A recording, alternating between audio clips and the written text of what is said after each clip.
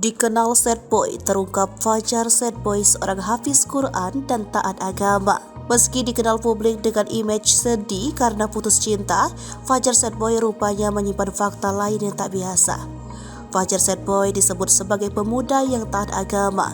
Tak hanya itu, ia juga diklaim telah menjadi hafiz Quran. Hal tersebut diungkapkan oleh Ahmed Gorapu, sang manajer. Menurut Ahmed, di balik kesedihan Fajar, ia adalah pemuda yang taat agama.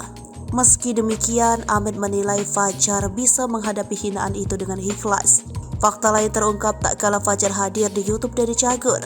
Dalam tayangan tersebut dituliskan bahwa Fajar sad boy adalah seorang hafiz Quran. Terlihat Fajar kemudian melantunkan surat Ar-Rahman sembari sesekali memejamkan mata. Sementara Denny yang berada di sisi Fajar terlihat khusyuk mendengarkannya.